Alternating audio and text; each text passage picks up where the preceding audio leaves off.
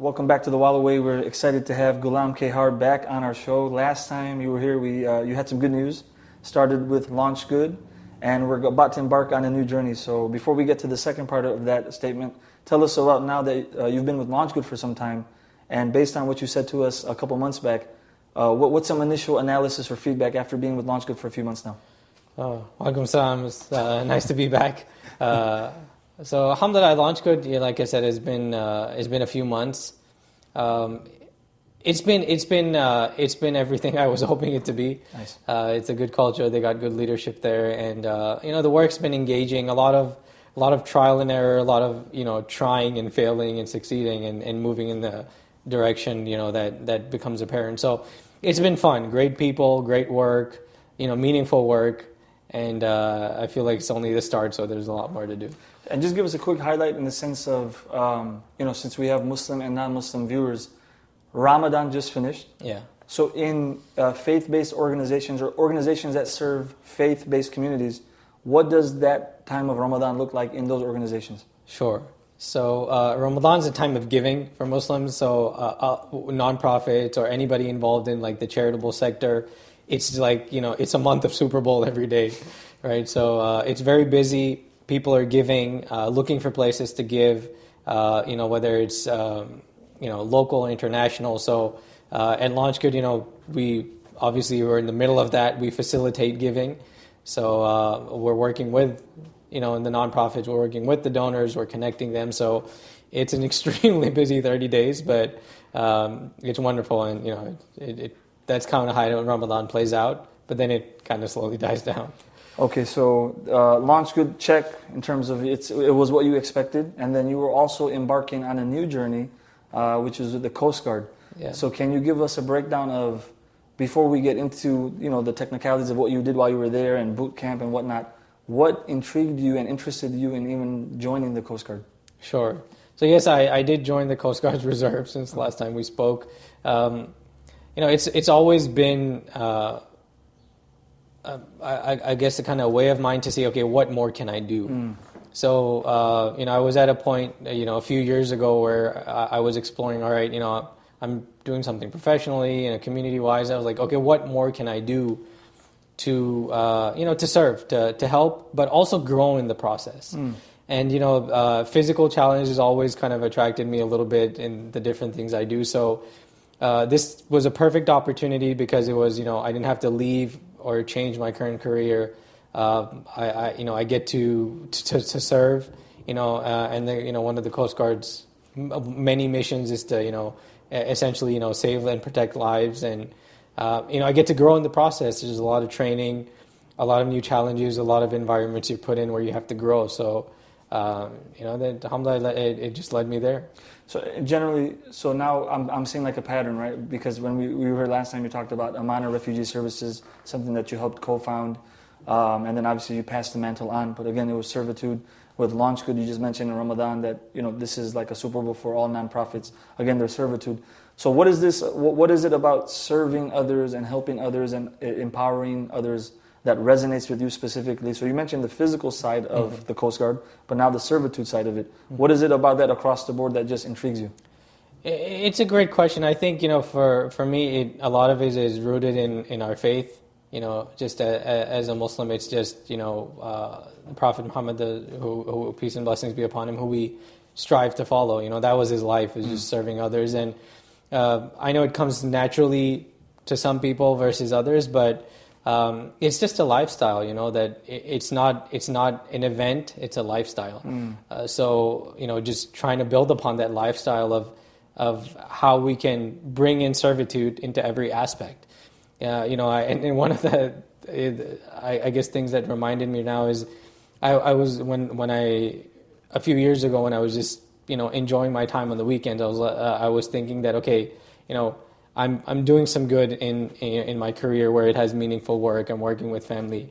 I have time on the weekends. What can I do that's meaningful, can serve, but also, not disturb the other things? So, for me, it's rooted in the faith.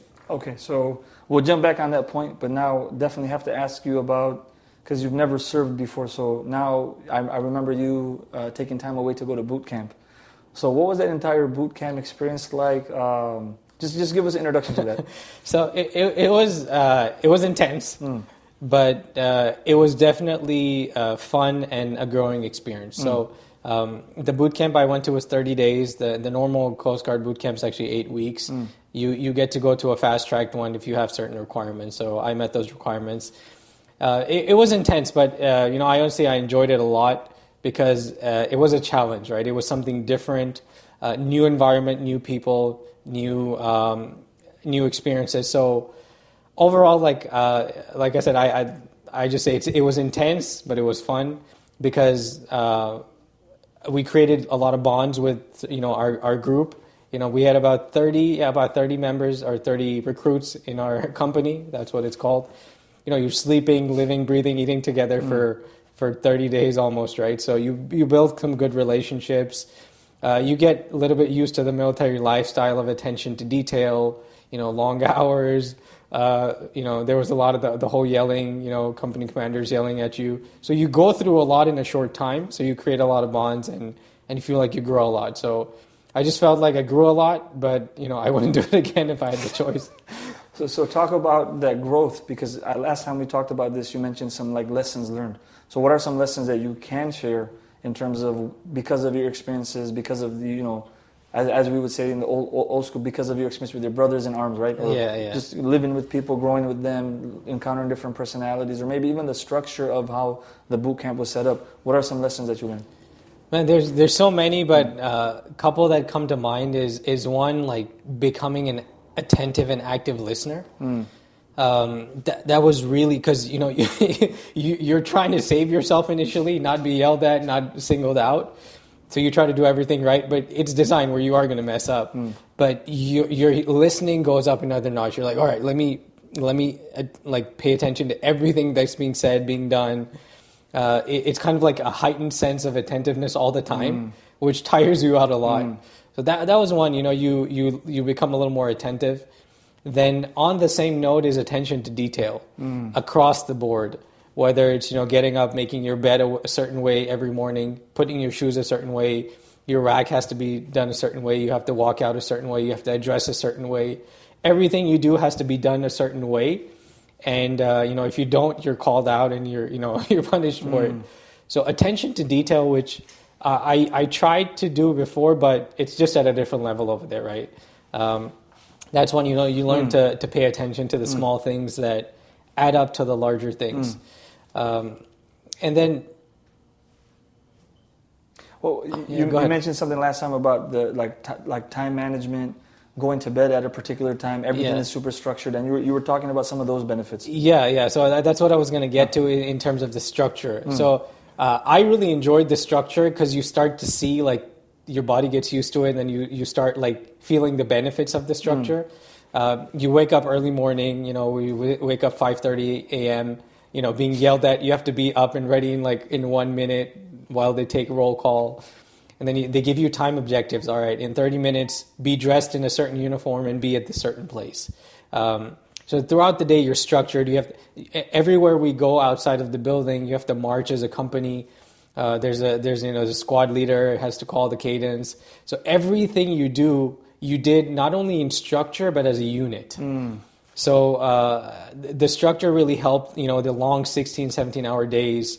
Your body gets used to going to bed a certain night, but the days get tiring. So you feel like you're being challenged. You only eat at certain times. There are 3 meals a day with no snacks in between. And so you think about what to do when you get hungry. You're like, all right, I just gotta wait. So just the structure kind of takes your mind to a place that, okay, there's a certain time to do this. Right now, I gotta focus on the objective. How was your first day back after all the structure and then all the structure being gone? Oh yeah, it was it was tough. Your body's used to waking up a certain time, eating a certain time, and it was funny at the airport. Some of us after we graduated, we were flying back. One of the things at boot camp, it said when you walk, it's right shoulder to something. So you always have to walk on the right side of something where your shoulder's either to the grass or to the wall. And we found ourselves doing that at the air. We're like, why are we walking on the right side? No, so you notice yourself doing that, but because it's very comfortable to go back, you usually easily break the routine after a couple of days. So obviously 30 days, very intense, valuable lessons learned, sacrifice, structure, time management.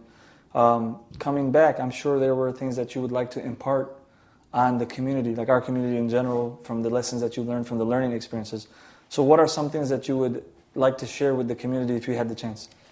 It's interesting. I think, I was as an experience like with our Muslim community, so I was the only Muslim over there in the company.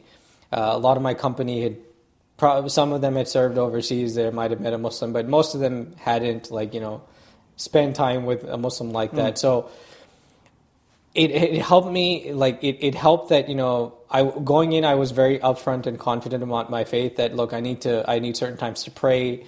I don't eat certain things, I don't do certain things when it comes to modesty and stuff. So it was very surprisingly easy to do that and just still feel part of the brotherhood. I felt like, maybe if I was a Muslim, it'd be a little weird, but I didn't feel that. And I think that's very unique to the Coast Guard, because Coast Guard's it is the smallest military branch, and the mission is more humanitarian than others. It's not a wartime service, right?